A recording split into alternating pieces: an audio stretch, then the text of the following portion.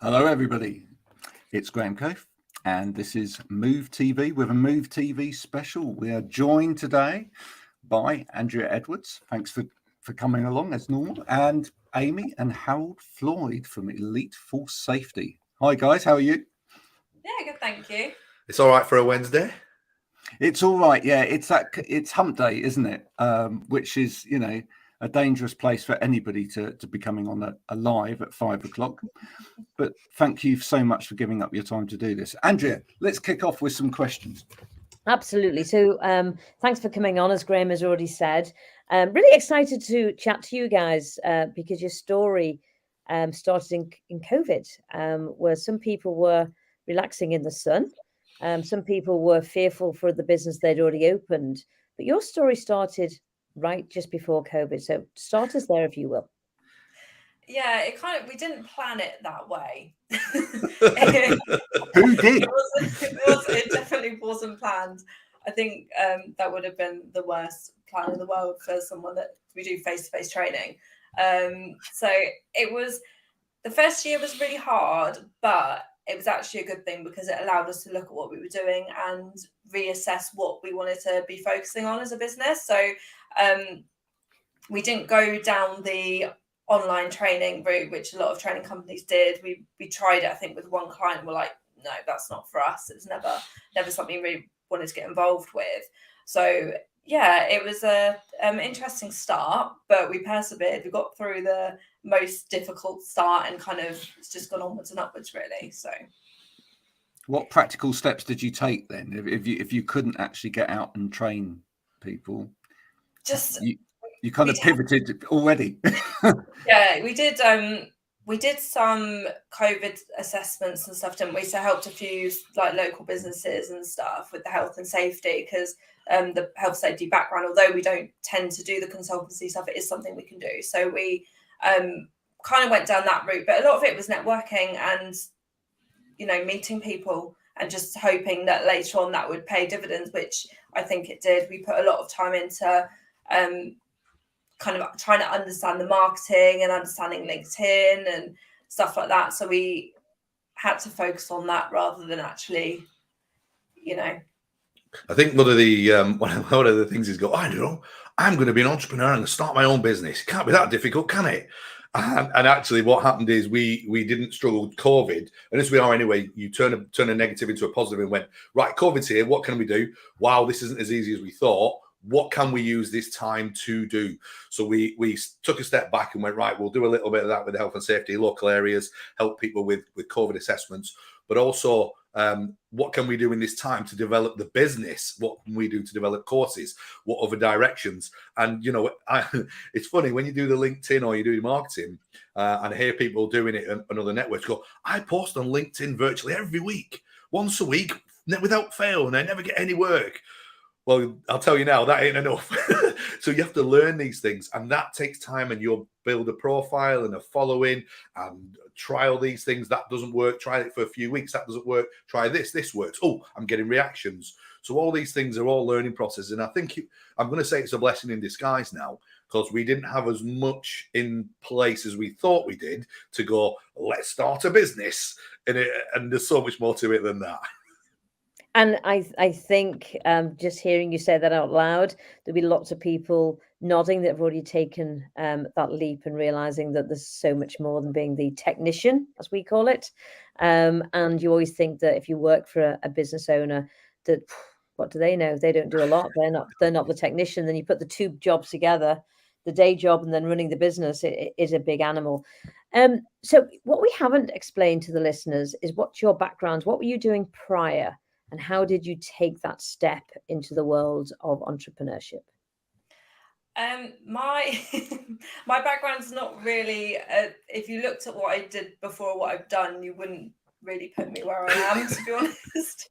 I think a bit of a jack of all trades, I think, really is probably the best way, but I pick things up quite easily. So actually learning how to run a business and what we need to do has been quite good for me, because I can pick things up. So that's kind of my role, is not the specialist stuff, if you like. Whereas your background is health and safety. So the core of what we do with the business is based around Harold's experiences really, and then I just keep it all running. So I do everything else. If you like. Well, I was in the military. So when you do your time in the military, they say when you come to the end, what do you want to do? What's your next career? And they sort of give you a book with a big list of providers of different courses, different training. So I was like, I have no idea what I want to do. I was, as I started out, an air defender, which basically shoots airplanes out of the sky. And then as you move up through the ranks, you end up in logistics. So you end up in the stores, issuing things, looking after ammunition and that type of thing, and running exercises. So I was like, right, what do I do? And I had two ideas. I thought, right, one, be a gents barber. Because all you need is a chair, a mirror, and a set of clippers. And I thought that would be quite good. And what I'll do is I'll get a couple of chairs, I'll rent the chairs out, and that will pay for the rent, and everything else I get, all cash, will all be for me. And that was my initial thought. And the other one was, oh, do you know what? Health and safety is one of them things that isn't going away and will probably get bigger, and there'll be more of it as well. So I decided, first of all, I was actually going to Cambridge night school to be a gents barber, but I also did and used the money. I paid for that myself and used the money that they give you, which is about £3,000, to qualify in health and safety. And actually, it turns out I was doing a lot more of that anyway. So whilst you're in the military, you've got weapons, you've got ammunition, you've got exercises that you're doing, you've got ranges, and all these all have a safety action plan to them. So without realizing it, I was doing a lot of it. I just hadn't converted it to civilian jobs. So when I got out, I was looking at doing some sort of stuff. Fell in with a company. The company said, "Oh, we'll take you on as an instructor." I was like, "Okay, let's do that. Give me a bit of training." And then I was with them for a few years, and I was with them, and I thought I can do this better than they are, and that would make loads of suggestions of how to improve, because I'm always wanting to improve. Whatever I do, I think everything should always be reviewed and should always be looked to get better. And they weren't interested in getting better. And I went, do you know what? I'm going to take my ideas and I'm going to run with them and put them out there myself. And that's pretty much how I got into it. Did you look at the existing market then, or the existing sector, and go, you said, yeah, you could do it better, but did you look at it and go, I could be quite a disruptor in this sector because I have some ideas about how to change this up? I sort of did, because what they were doing, the other company, they were just ticking boxes, and it were just people would turn up, do the basics, and I was like this, and I started to do that, and it didn't sit well with me, and I thought I've got to get better, or I was on overdrive, if I'm honest, Graham. I was sat there and I was just teaching, and I'd be having thoughts in my head. It was like an out of body experience. I was so on overdrive that I'm just like, I'm wasted. And I went to the business and I said, look, I'm wasting here. You either use me or lose me. And they didn't really listen, because I was doing quite well. I always got good feedback. So why would you want to take that person from there and do something else with them? And in the end, I just went, right, I've had enough, and that's where I need to go. But also, I didn't look at the other subjects. And what we've done, and that the COVID question previous to this, is when we looked at it, so health and safety has lots of different areas and sectors. So if you're in the food industry, you will find a lot of people who are in the food industry move from food company to food company and move all around the country doing it in the same job, health and safety food. Same with construction, same with production, same with rail. They all do that. And I went, right, do we specialize in any areas? Well, the one subject that we started out with, which was the manual handling, which I'm known quite well for, goes in all industries. And that even comes up to DSE, display screen equipment assessments. Mm-hmm. But I thought, well, what else? What we did is we then said, well, why don't we just concentrate on the core subjects?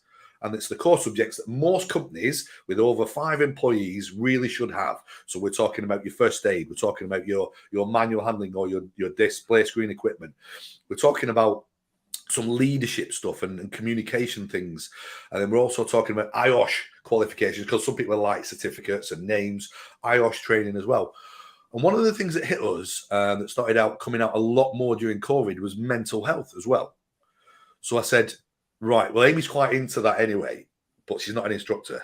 And I wasn't into it. But within the military, that I've seen the big changes that happen in the military. So I said, well, I may as well get qualified and get on it. Went on the course. Found the course all right, but my strength is in course development. Thought it was all right, and I was writing notes going, I'm not change that, get rid of that, put this in. And then came off the course and then developed it. And now we've got a really successful, at the moment, a really successful program running with Network Rail who are into men's mental health. Not nothing against Andrea, but the demographic for Okay. Network Rail. Oh, you, Amy, sorry. I was about to say the two ladies on this screen. Is the demographic for Network Rail are male. So we tailored our mental health around the men, why men don't talk, it's a sign as a weakness and things. It's a stereotyping, yeah. But it's coming from a man to men, and a man who's come from a manly background. So don't give me none of you rail, we're hard as nails. Listen, I'll tell you how hard as nails it is. And it's worked really well. But I also venture into male menopause as well. I know, and actually male menopause is such a fraction of the UK that even know it's a thing. It's something that I'm really quite passionate about, is understanding that it's not just a female that has the menopause. Question for Amy. So Amy, the mental health piece and being a mental first aider has absolutely boomed within business. How has that helped you evolve your whole business structure? I think with that, why are you laughing? Because it's mental health first aiders. Yeah, with that, because we've worked with quite a few companies, it's allowed us to see the issues in that training delivery model. So although the whole concept of it is, educating people, everyone understanding more is really important, the thing that we're seeing happening quite a lot is that people go down the mental health first aiders route, because that's the thing, mental health first aid. And actually, there's a better way, which is the awareness and capturing more people with the awareness. So what we're seeing happening with some companies that are saying we want to do mental health training is they're training mental health first aiders, but there's a massive disconnect there between the mental health first aiders and the people that haven't had any training, because they don't really understand what they do or what they can offer the support with. And I was actually with somebody, so we network every weekend. So we get up at 7 a.m, we meet, we do 10,000 steps. We're all big into, no matter what the weather is, apart from potentially ice. I don't like walking with ice, whether it's snowing, raining, whatever it is, we get out there. It's great for our mental health. It's great to chat, and you just don't know what you're going to learn from somebody else. I was walking with somebody on Saturday who said that they'd been trained as the mental first aider, and in passing, somebody had said something to them. And in that moment, they didn't actually know what to do with the information. They didn't know what the change of command was within the business. And then were they stepping on somebody's toes, and how did it look, and how much information did they hand over? So the training was a tick box exercise, but actually there's very little education on implementation and what to do in that moment when it really is somebody has come to you. So when you get trained to be somebody on the telephone, somebody doing manual handling, whatever it is, you've got somebody looking over your shoulder and they're advising you, and you get a competency score, and you go from a 1 when you first get it to a 5 where you could actually go and train somebody else. With mental health training, we're just ticking a box to be compliant as a company and be seen to be doing the right thing. But actually, there's nothing then in place to allow people to have a voice around that period. So I totally resonate with what you're saying there, for sure. Yeah, some companies do put employee assistance programs in place and things. They do look into it more, but a lot of the time, it's a lot of pressure on somebody, isn't it? Here, you are the person that people go to when they're struggling, and a lot of the emphasis is around signposting. So it's like you have to signpost this. Well, all of those services are flooded. So you might do your bit by saying, here you go, you have to try speaking to this charity or this or that, but it doesn't mean that they're actually going to be able to offer the support. So it puts them in quite a difficult position where they want to help, because they wouldn't volunteer to do that course unless they wanted to. But by letting people get to that point where they're in a crisis, there's not really the support there. So by doing the awareness training for everybody, it allows everyone to kind of take responsibility for themselves at an earlier stage, rather than putting all of this on the mental health first aiders and letting it get to that point. The problem is even greater in the SME world. So the MMEs or the larger SMEs and corporate are trying to put some structure in place. The solo entrepreneur, all these people who are working in a very lonely environment are in a much more difficult situation. And we're really proud, Mark and I, that in Move, we're bridging a gap where people have a safe space to talk.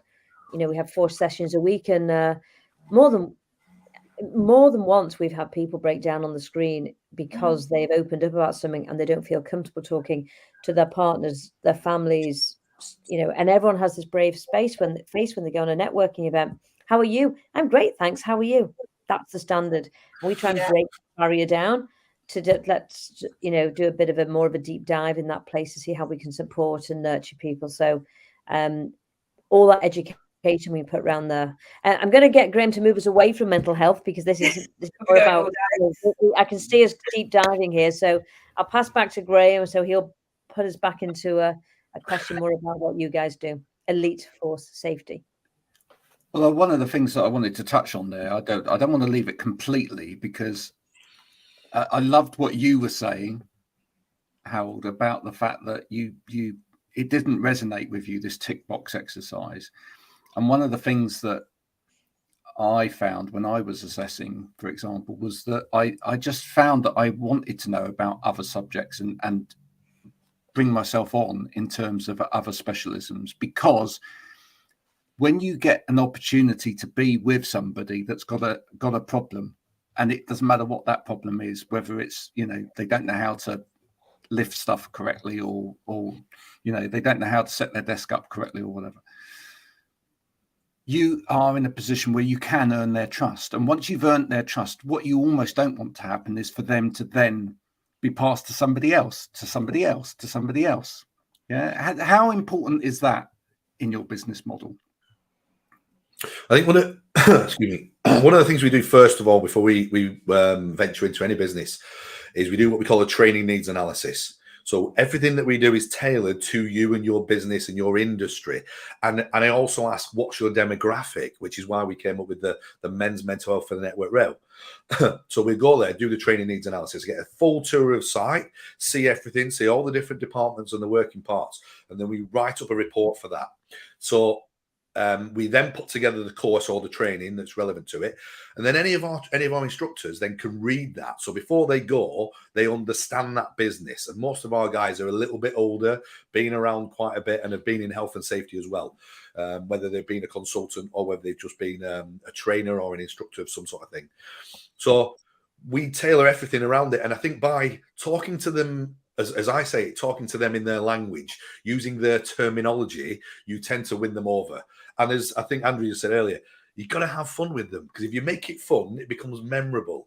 And if you may just have to have the right personality, and that's all part of it. And that's why we have them ex-military, because they know how to talk upwards to CEOs and directors and be courteous and do it correctly. They also know how to have banter with the guys on the ground, but not take it too far and not take themselves down where they're dropping C-bombs and F-bombs all over. The guys can do it, but we don't venture into that. But they'll also nip something should that they hear a racist comment and say, excuse me, can we just have a conversation about that? Da, da, da. So they're very much in control, and people say they have an air about them. Some sort of like a presence, yeah, and that's how you win people over. It's not about respect, and I don't want the guys when they do the training. We don't ask them to give the background, so they go, right, I was in the military for 26 years. I went to Afghanistan. I killed it. We don't want any of that. I don't want them to win the confidence with it. Same with the mental health instructors. We don't go, I suffered with severe depression, and I've got to. Don't do that. They're not there for you, and I don't want you to win the confidence. I want them to like you for what you're saying and how you're saying it. So I think the fun part and having a presence and using the right guys. Don't get me wrong, not every ex-military is good at what we do, and I personally QA/QC them. So I will interview them, speak to them. Amy will do the same. We need to get we do it like this. We'll have a good feel. You have a feeling. End of the day, and I will then go out and watch them, or I'll give them a section of something to deliver. I will watch them. If they're not up to it and they're not the right person, then I'll be honest with them, and I'll tell them face to face, because I think they deserve that. We're still paying them all the time, but I'll say, this isn't just for you. Unfortunately, we're not going to use you anymore. And I let them go, and I've let them go. So not everybody is as good as what we're thinking, but I do have to keep an eye on the QA/QC of it all. And that's a really important piece, because a lot of business owners coming into the technician don't want conflicts and have never had to deal where, obviously, for the role you were in and in the military, you've had to deal with having conflict and I don't mean at war, I mean with people, and having those awkward conversations. And that isn't a place that a lot of people want to go to. But that's the reason you have been successful, the two of you. And that's the reason you have grown your business substantially, is because your quality and delivery is second to none. Hence why the word elite is there. There's a bit of synergy here because we have a program in Move called Move Elite. And, you know, if you have a business over 250,000 up to 3 million, we invite you into one of our programs. It's called Move Elite. So obviously we've got some synergy in that word there for sure. Do we have a dog or a cat? It's a cat. Cats always want to get on camera, don't they? Hello. Oh, we do love seeing animals. I'm a big animal lover. So, well, what's the cat's name? Mila. I Mila, thought we were well- going to get away with it then, but no. No, I need to ask, does Mila want to say anything, or she just want to make sure we've all checked her and given her a little bit of attention? That's She the main she thing. might just randomly gob off when someone else is talking. So apologies. That's fine. So how have you been found by your clients? Where do they find you? I think a lot of it is from LinkedIn. That's something that we put a lot of our time into, is building a bit of a presence and networking on there. We're finding now that the business is aging a little bit, that we're getting people moved from one company to another, recommendations of people that have worked with us. That's And a great transfer, isn't it? When somebody moves positions and they take you. Just before you carry on talking, tell the listeners how they can make contact with you on LinkedIn. Either through myself or Harold or an Elite Force Safety LinkedIn page. There's a link to the website. There's a contact us form on the website and the email address, I believe, on there as well. We do have a Facebook, LinkedIn's probably the best place. We're trying to build up our YouTube channel a little bit as well, but that's a learning curve in itself. So, but actually, I love what you're doing there, and let's just talk about that for a minute, because what you're doing is you've started doing some posts recently where it's you two talking to each other, and coming back to this from someone looking from the outside. No one in the health and safety industry has done that before. Nobody has done that, where they've actually shown a relationship on camera and brought people into that relationship to earn trust. What made you think about doing that? Mainly, it was my idea, but the main reason for it is because of my lack of that health and safety background. So I know that I need to be talking about those topics because that's the kind of thing that we are trying to pull people in with. But the issue is I'm not comfortable speaking about a lot of it on my own. So the mental health I'm very comfortable talking about.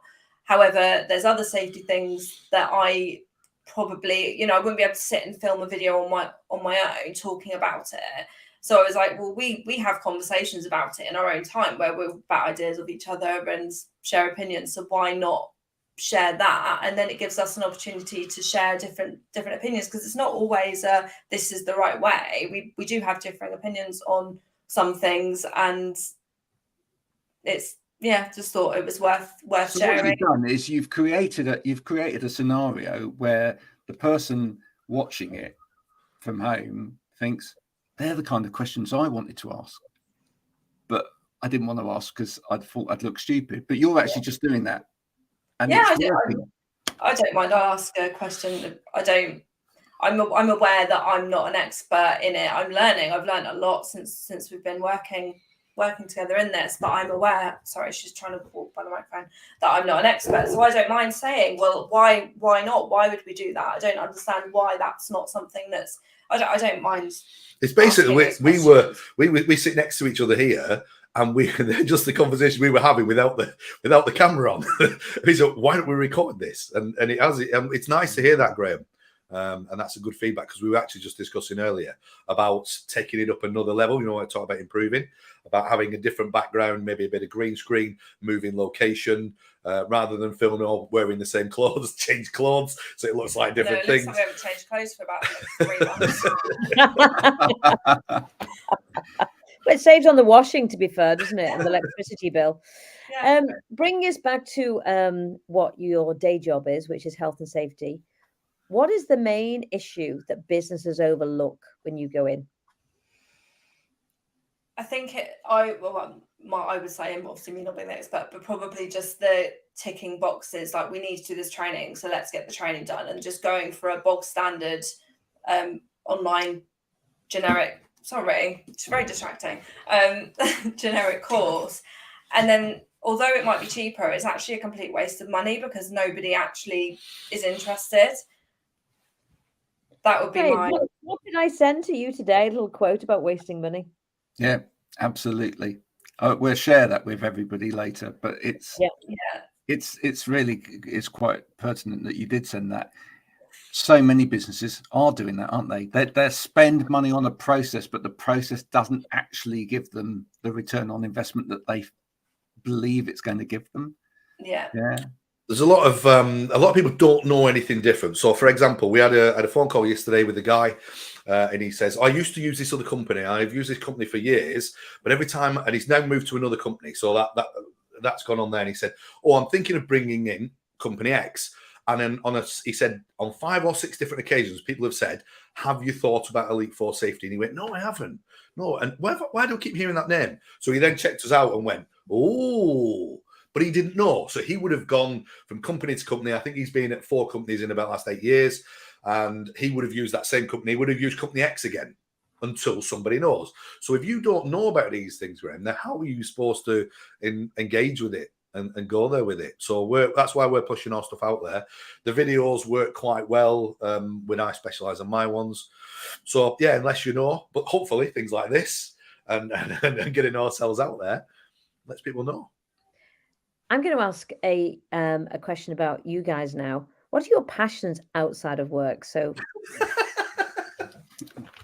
I like to get to know the person behind the business. So I'll share my passions. My passions are my family, my dogs, vodka and Diet Coke, and traveling along the way.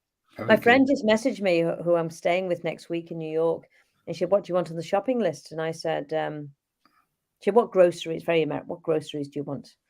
So she went through a list of stuff, and I went, "I don't see vodka or Diet Coke on that list, just saying." So they're my passions is animals and travel. What will your passions be? Shall I go first?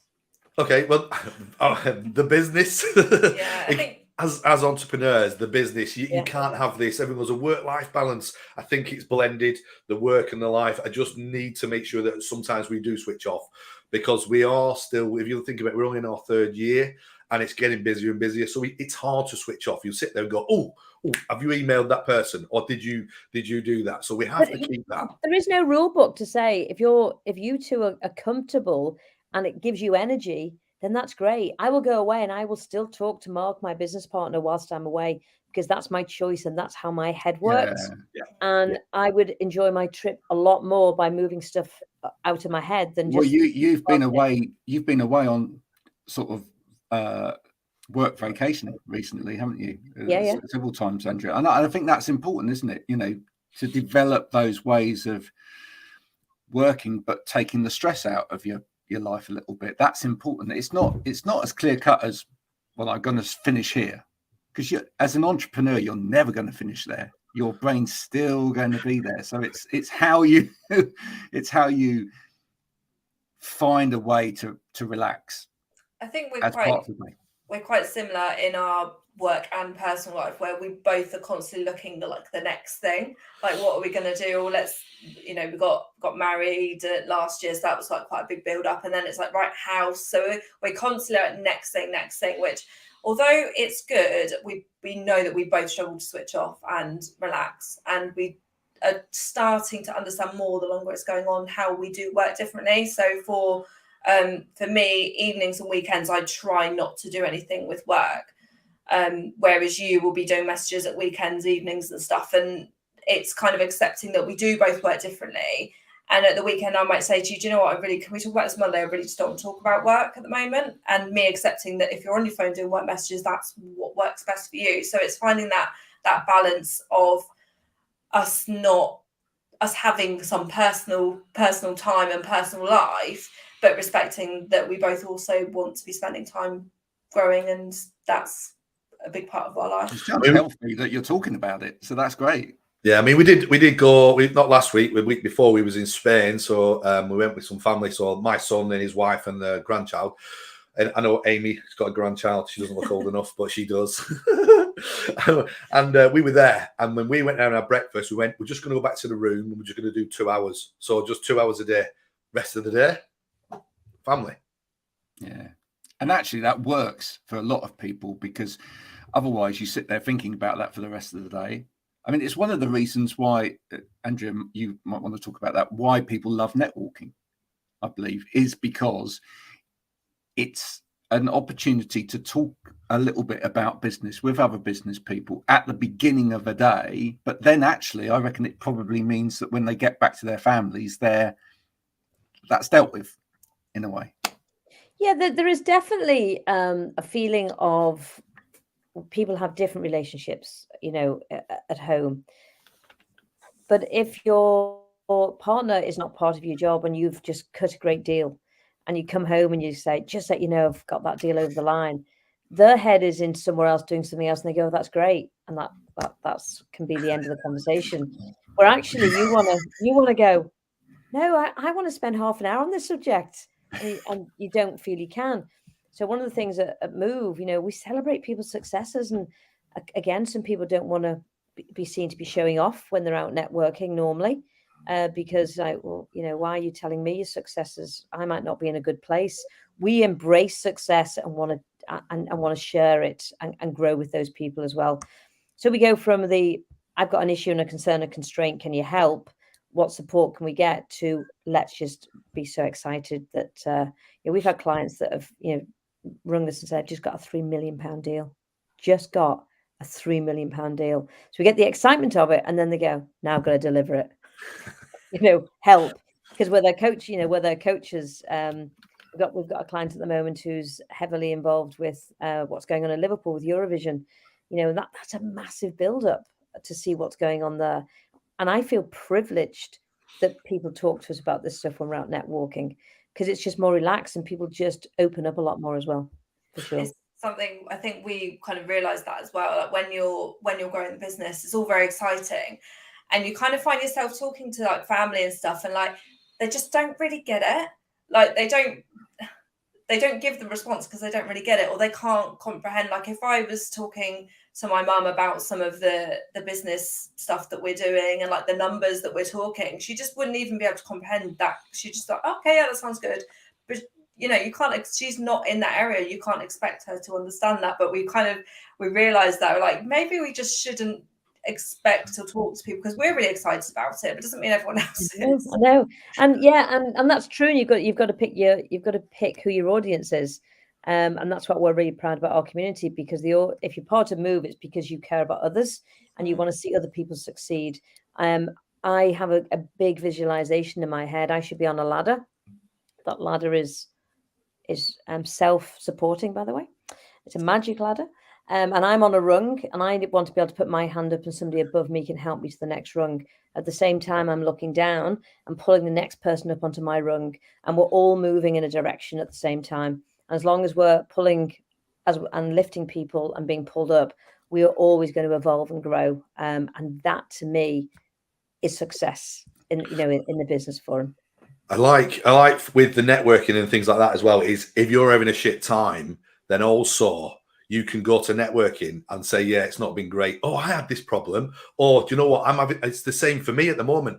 And just knowing that you're not in it by yourself can be massive. So I have two experiences of that in the last week and so. The first one was I was with a client, and I said, brand new client. And I said, can I just ask you, are those figures gross sales or net sales? And I got back a silence. They didn't know. And you could feel this. This person's been in business maybe 3 years. Actually, I don't know the difference. And I've got to the point where I felt stupid to ask my accountant. I felt stupid to ask anybody else. And I went, but you're not on your own. There are so many business owners that don't know the difference. And I've just plodded on. And then we had somebody else that came on the screen really upset and very emotional. And they went, I'm owed £2,500 and I don't know what to do about it. I'm going to write it off. And we're like, whoa, no, what have you done? This, and this. Okay, here's some template letters. This is what you need to do. And, we'll be accountability partners and we'll check in with you. So they brought up their constraint on Move Online. And then somebody else said, I can't believe you brought that up. I would never have shared that. I've got the same problem. Well, my partner has the same problem. And he was either a plumber or something. And he's owed thousands and we've just written it off. And we were like, whoa. But I felt stupid letting people know that I had allowed a debt to come up. And she said, so the easiest thing is just to ignore it. So on that one call, not just me, but the community saved the two businesses £5,500. Yeah.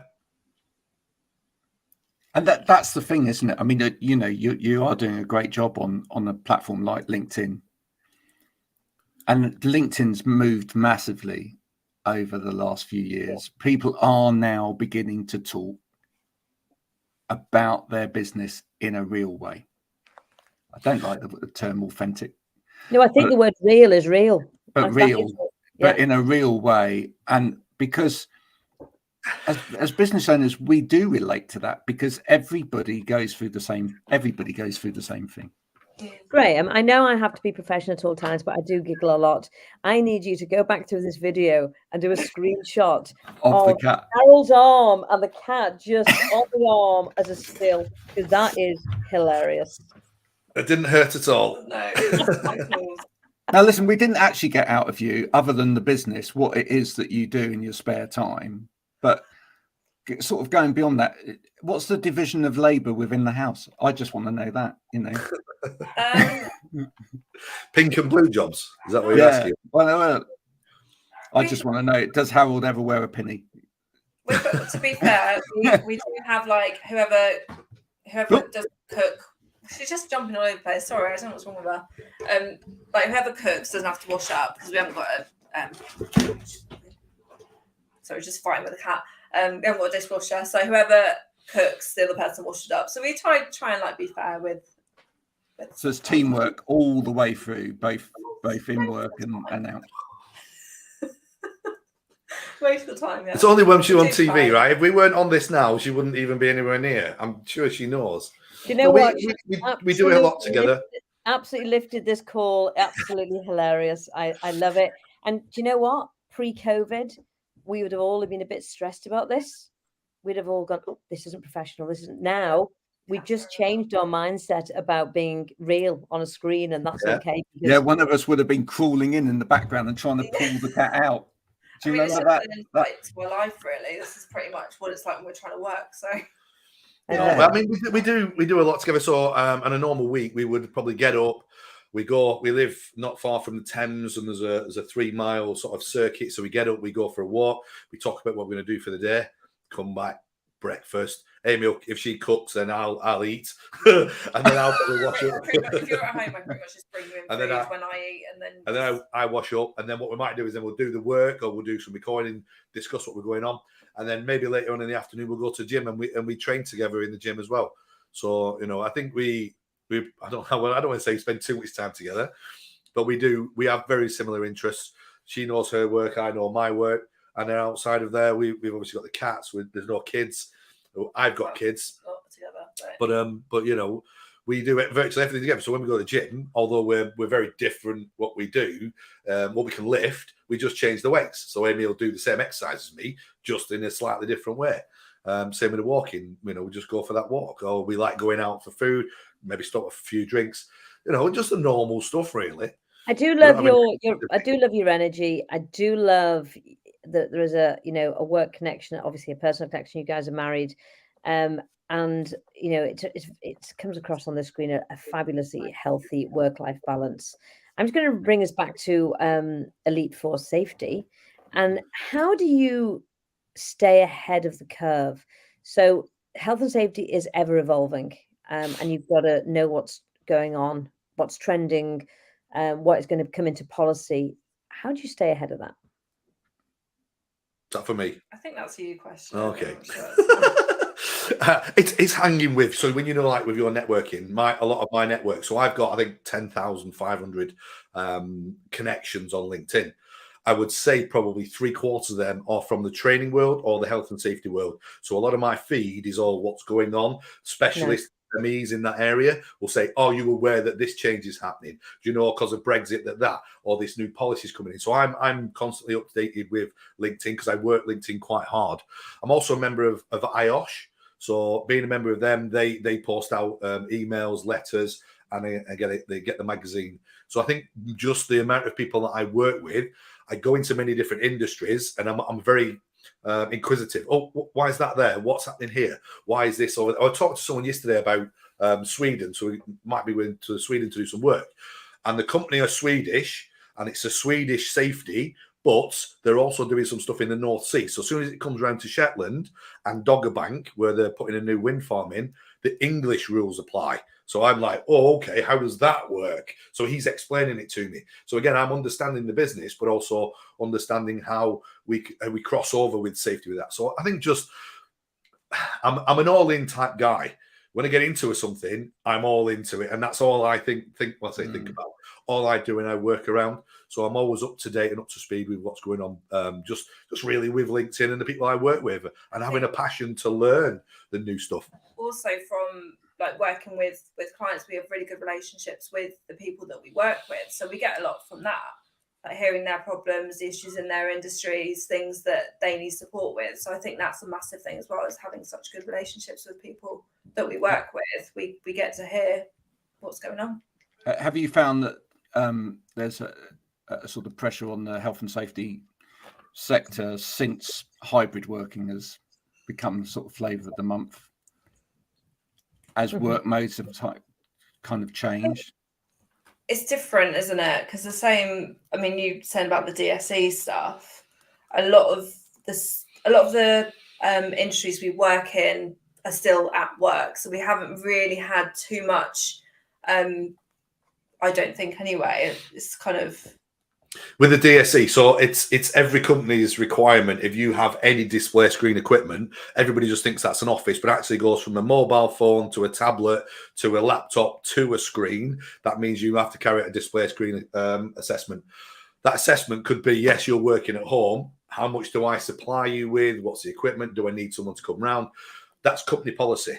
So all the HSE says you need to carry out an assessment.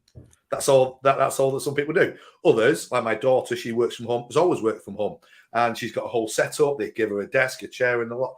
So it's very different for what goes on. But I don't think it's changed, Graham. Once everyone's come back to work, it's only the office type people were really a lot of physical workers, if you like, rather than the office based. So it's not really affected us that much. What about the communication with the clients, though? Because, you know, we're working more in a global market now. We're seeing more people working remotely, etc. So is it more difficult to keep up with, you know, people that are working in an asynchronous way from sort of a main office space? we have we work with clients when we're booking training days and stuff. So if they have restrictions like that, then we can make suggestions of how they can work around it. Because we do the training at site, often it's people will need to be at site to have the training regardless of what the training is. But we do like night shifts and stuff, and can adapt courses so that they're not having to offline people for as long and things. So we're quite flexible with how we approach the training. So we tend to kind of work with people on their individual issues or challenges they might have with things like the remote working. I think with our organisation, so yesterday I had a call with a guy, and it's about the wind farm. So there's going to be a wind farm in Shetland that's going to be the biggest in the world, and he's the head of health and safety for that up there while it's all instigated. And then there's going to be laying some cables from Shetland to the mainland. And he rang me up yesterday. So, how are you doing? I said, I was just in the Hebrides. I said, how's the weather in Shetland? He went, I'm in Dagenham. Just because he is the HSE person for there doesn't mean he's up in Shetland all the time. He was at home. He goes up there as and when he needs to. So for communication wise, I don't think it makes a matter whether you're sat in your office or whether you're sat at home. In fact, sometimes if you're sat at home, I think people get more done. Yeah. So before we draw to a close, what advice would you give to aspiring entrepreneurs, so people who don't want to do that 5-day week anymore, they don't want to do those, as we were talking before we went on camera, potentially 80,000 miles a year traveling to deliver training? They feel that they can do it better than the company they're working for. What advice would you give them? You're not got any? I do. It's difficult because you don't want to discourage people from doing it, because now 3-4 years in, we're like, yeah, we're starting to see the benefits, but it has taken 3 or 4 years of a lot of. But I think that's key. challenges. Again, being real. So yeah, being realistic and expecting that the first year or two you're probably not going to draw a wage. If you do, then you're very lucky. I think we went in quite naive,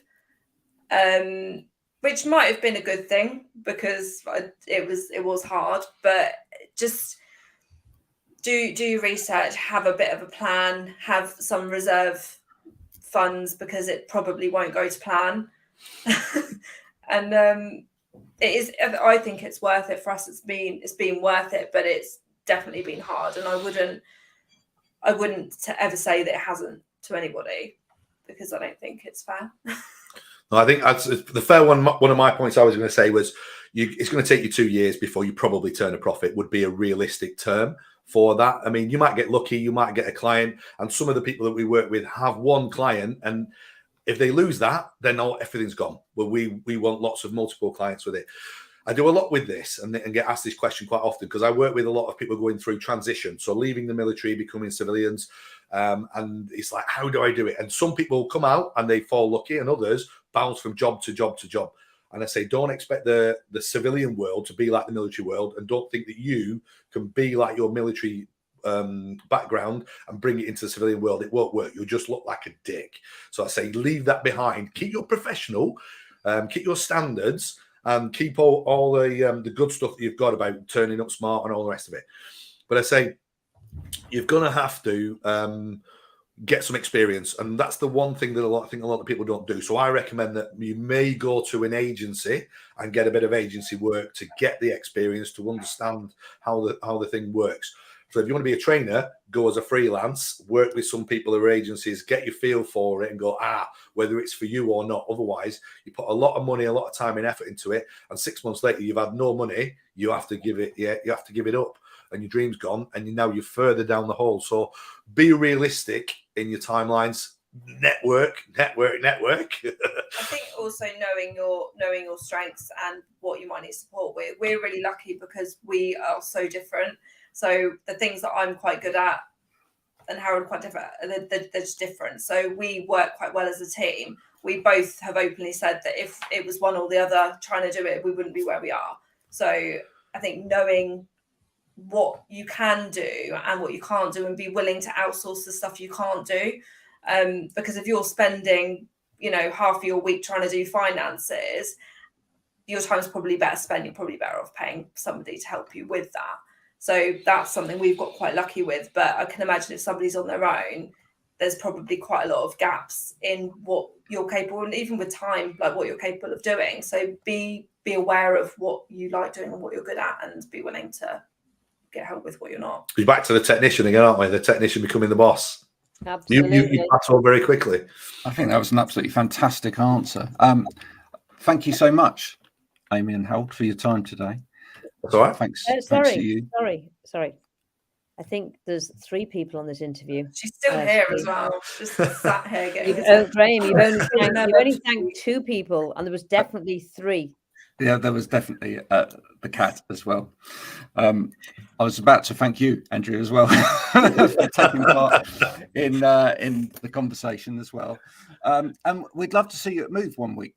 You love your networking. We'd love to see you there to see what you make of it. And, absolutely. And to give a little bit of your advice to all of the members of Move. Thanks to everybody that's watched. If you are watching this on repeat, please do share with anybody else that you have in your network who might need probably the best health and safety people in the country right now, Harold and Ami Floyd. Until next time. Make sure you're aware, though, guys, this is the Elite Force Safety team we have on our screen. And thank you, Graham. Yeah, thank you. Thank Until you, next time, this has been Move TV with another special, and bye for now.